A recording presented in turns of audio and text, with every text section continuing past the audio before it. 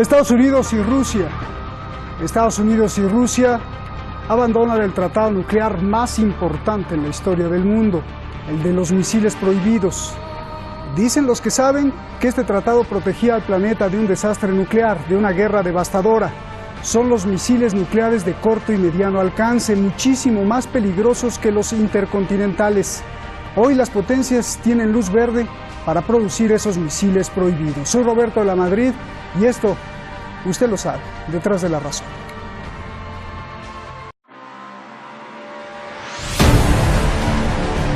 Unlike treaties in the past, it didn't simply codify the status quo or a new arms buildup.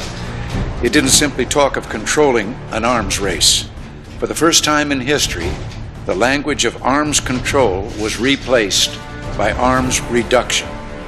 In this case, the complete elimination of an entire class of US and Soviet nuclear missiles.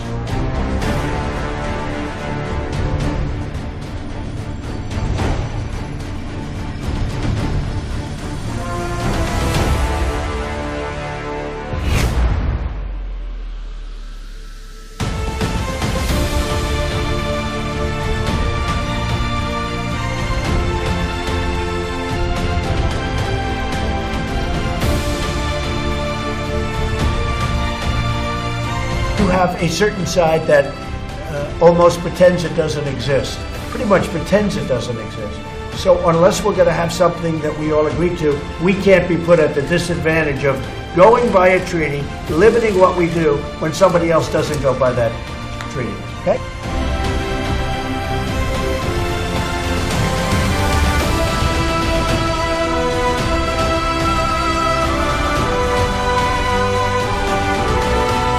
Запоздала.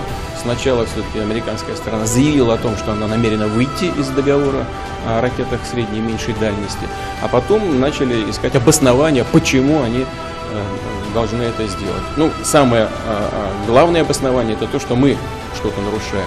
При этом, как обычно, никаких доказательств нарушений с нашей стороны не представляется.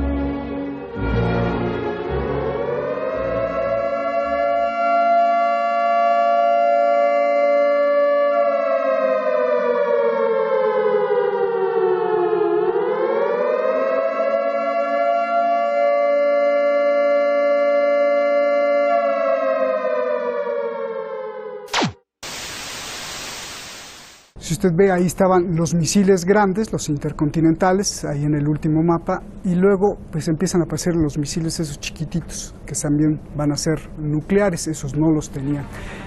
Muchas gracias al equipo Detrás de la Razón, muchísimas gracias, como siempre le agradezco a usted, y más que a usted, porque usted es la razón de este programa.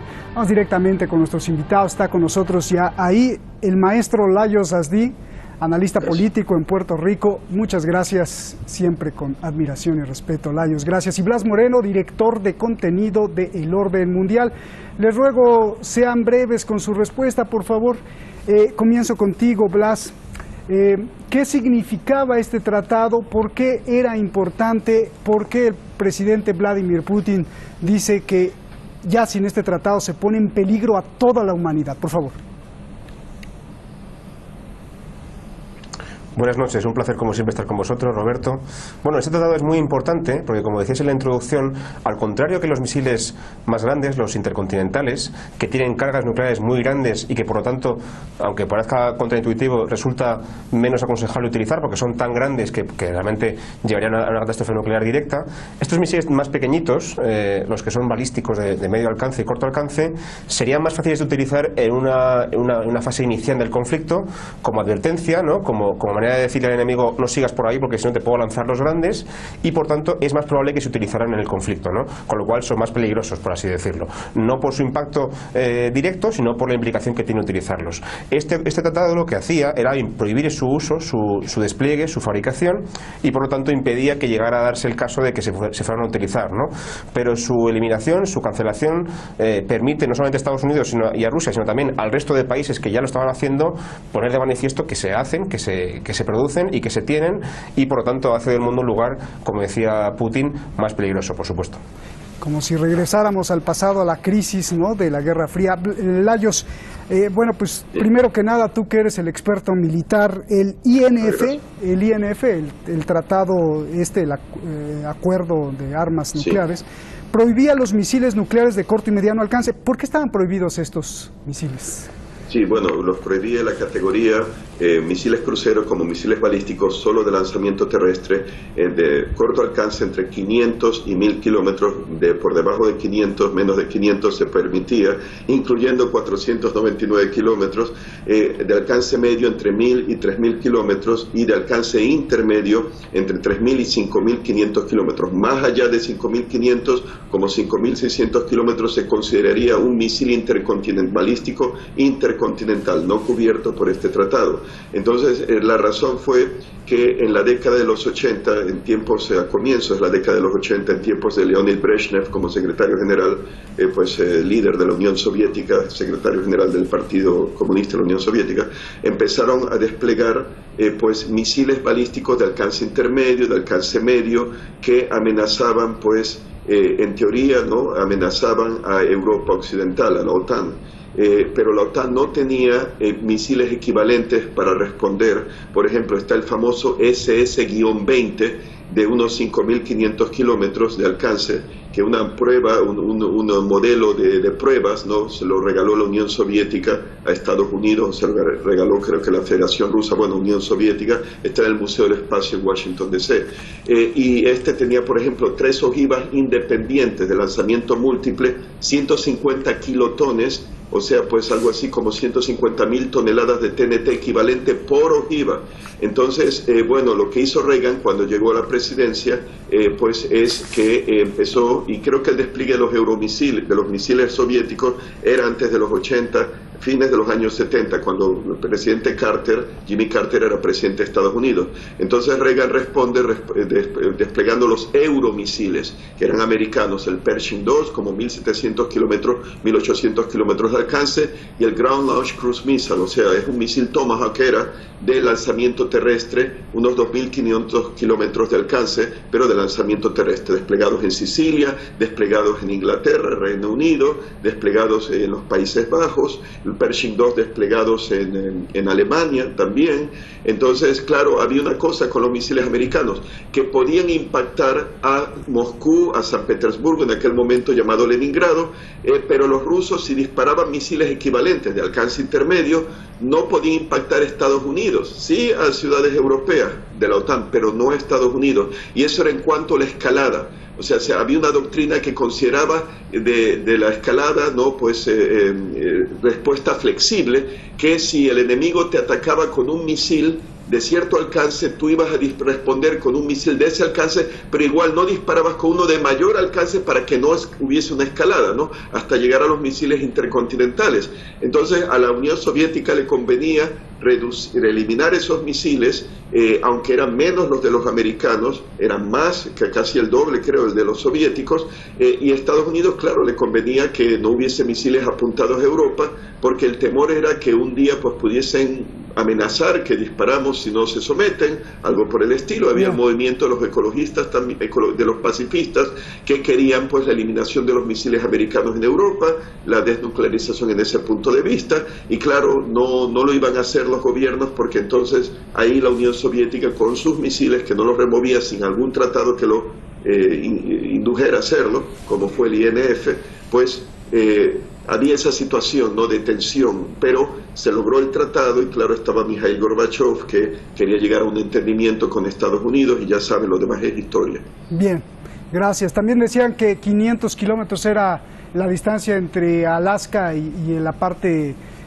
oriental de Rusia, ¿no? Bueno, a ver, Blas, Donald Trump se salió del tratado porque culpó a Rusia de violarlo con el misil ruso 9M729, que creo que es denominación de la OTAN, ¿no? Pero no solo Trump, ya Obama había acusado a Rusia por lo mismo. Te pregunto, pues ya sabemos que Estados Unidos pues muchas veces le gusta mentir. ¿Realmente Rusia estaba violando el tratado con este misil ruso? Bueno, esto como dices, viene ya de la época de Obama, se podría decir incluso que viene de la época de George Bush al final, y parece ser que efectivamente Rusia violó el acuerdo en varias provisiones con este misil que ha desarrollado. También, por cierto, Rusia ha acusado a Estados Unidos de violarlo a su vez, y parece ser que los dos, de alguna manera, han llegado a violarlo en algún momento, bajo la premisa de que al final este tratado solamente se aplica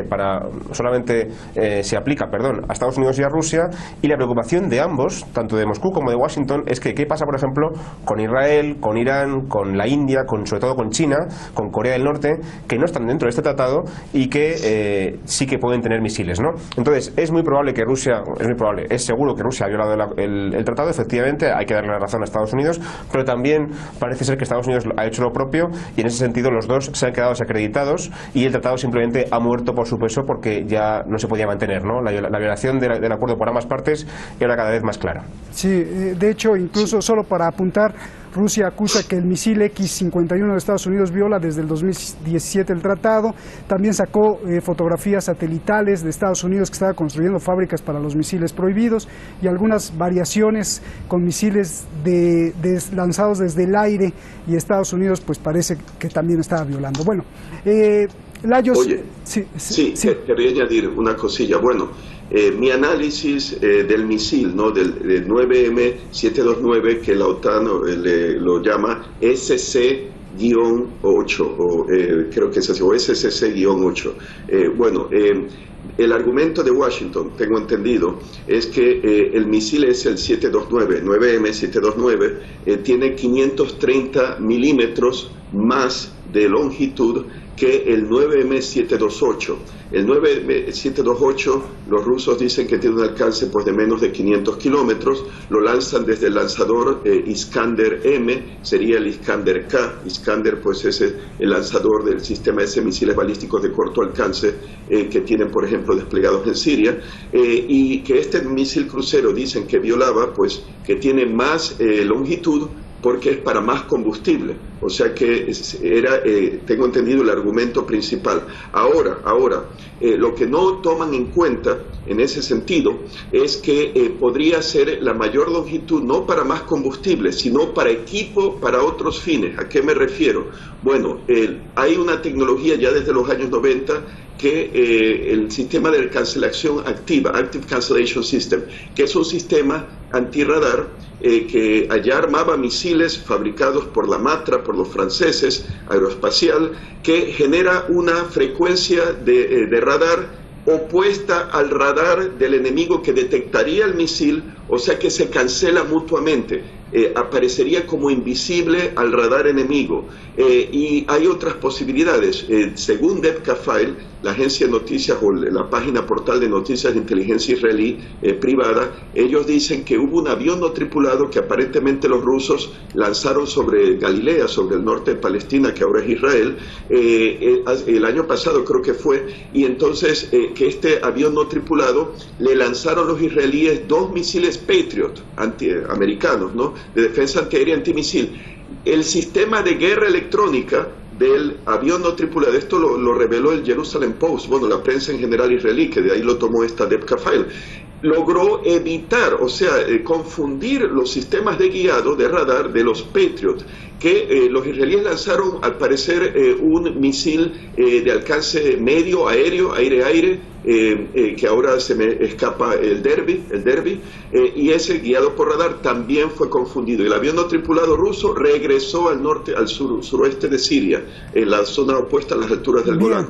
Entonces, ¿qué pasaría si el misil crucero ese, 9M729, tiene un sistema de cancelación activa o puede ser de plasma frío, que dicen que genera una nube de plasma plasma frío alrededor del avión o del misil en este caso y absorbe las ondas de radar, o sea que no es detectado. ¿Qué pasaría si tiene un sistema de guerra electrónica para confundir las defensas del enemigo? Y por eso sería la longitud mayor, y ese sería el caso del misil americano aire-aire, lanzado desde el aire, eso sí, AGM-58C, Long Range Anti-Ship Missile, misil de largo alcance antibuque, que dice Wikipedia, ¿no? Ahí dice que ese misil tiene como 530 kilómetros, misil americano, pero que podría tener más, 900 kilómetros, pero ¿por qué no tiene más? Porque hay equipo de guiado que ocupa el espacio. Entonces mi argumento es, Estados Unidos debió de haber, según el tratado INF, hay un régimen de visitas, ¿no?, de inspección.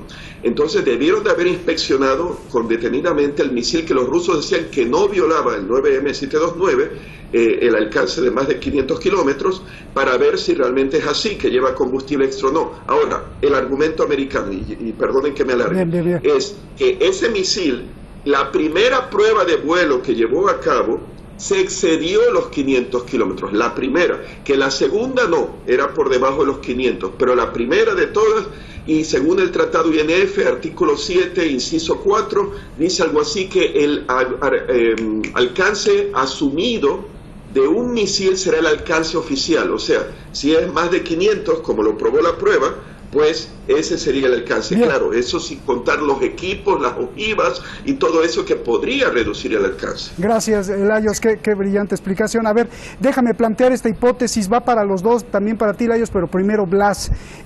Rusia ni Estados Unidos, de acuerdo con el tratado INF, tienen misiles de corto y mediano alcance, lo que quiere decir que ninguno de los dos se podría enfrentar a China.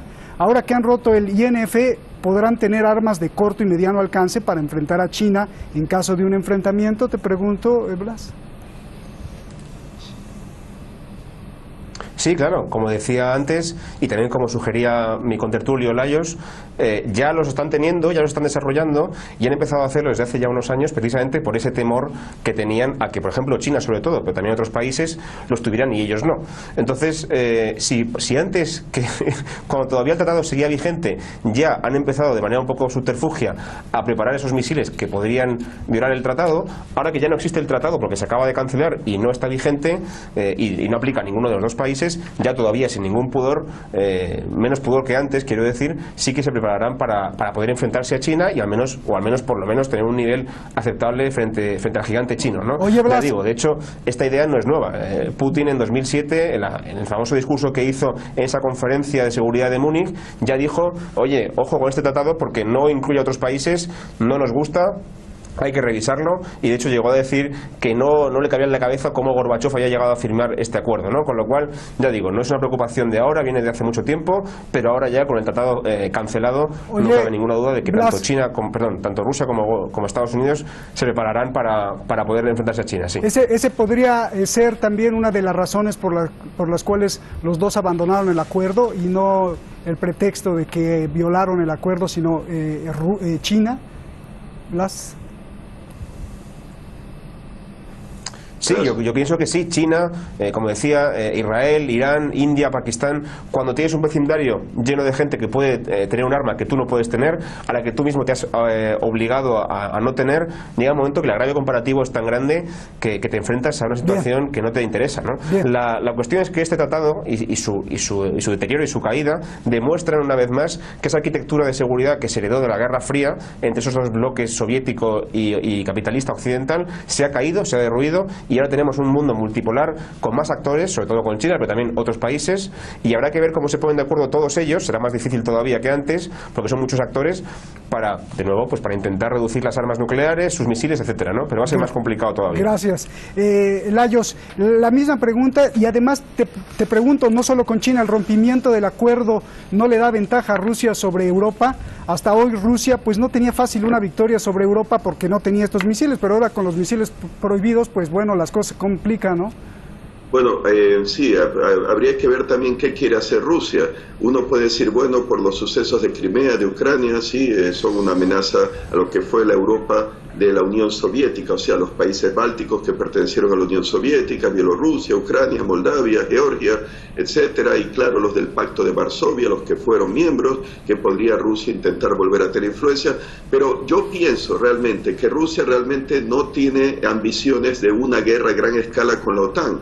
Más bien ellos ven a la OTAN como una amenaza. Yo considero que la OTAN no sería una amenaza de agredir a Rusia como los alemanes lo hicieron en 1941, o Napoleón antes en 1812, pero Rusia yo creo que le convenía tener el tratado, precisamente para evitar esa carrera de armamento, porque Putin lo ha llegado a decir, una guerra mundial con Estados Unidos sería la destrucción de ambos. Él no quiere eso. Yo pienso que el tratado era válido, era importante. Lo que debieron de haber hecho es intentar extenderlo ambos a la China, que es aliada de Rusia, pues, y está Corea del Norte, y está la India, que es socia comercial de Rusia, está Pakistán, aliada de la China, aliada de Estados Unidos.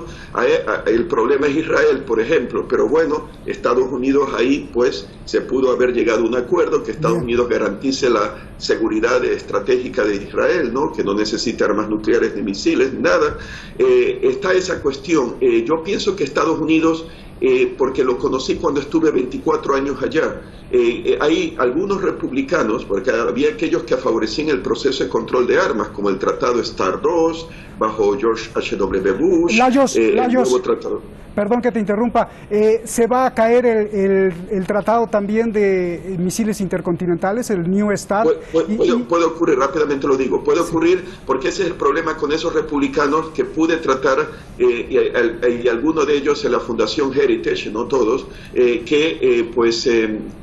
como Rusia, según ellos, no tiene tecnología militar de valor como la americana, no tiene medios económicos, piensan en términos de la Rusia tras la caída de la Unión Soviética en los años 90, cuando sin duda, en efecto, estaban en grave crisis económica, pero no se han enterado al parecer que Rusia se ha levantado, incluso bajo sanciones y todo actualmente, entonces que Rusia no es capaz de una carrera de armamentos, y que el argumento era con el nuevo tratado START en 2010, ese que peligra que sea renovado, ¿no? El año que viene, creo que es el 2012, ¿no? O 2013, 2021 creo que es.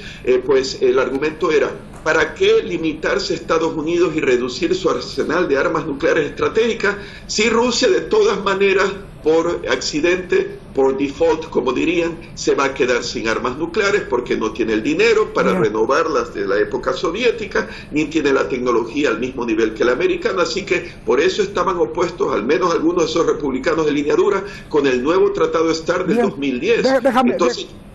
Sí, te corto, perdóname, Blas, y ya nos quedan 30 segundos, déjame plantearte otra hipótesis. Trump se salió del tratado INF por una estrategia maquiavélica y súper brillante para hacer negocios. Ahí te va. El objetivo es hacer dinero, reactivar la industria militar en su sector de misiles nucleares, que no han hecho uno en mucho tiempo. ¿Cómo? Ahora Estados Unidos producirá misiles de mediano alcance, misiles antes prohibidos. ¿Quién comprará esos misiles? Pues Europa. Europa está muy nerviosa porque Rusia tenga esos misiles, ya lo ha dicho. Luego entonces se verá forzada a gastar miles de millones de dólares en los nuevos sistemas de misiles de Estados Unidos. Y el negocio para Trump salió redondo. ¿Qué te parece, Blas?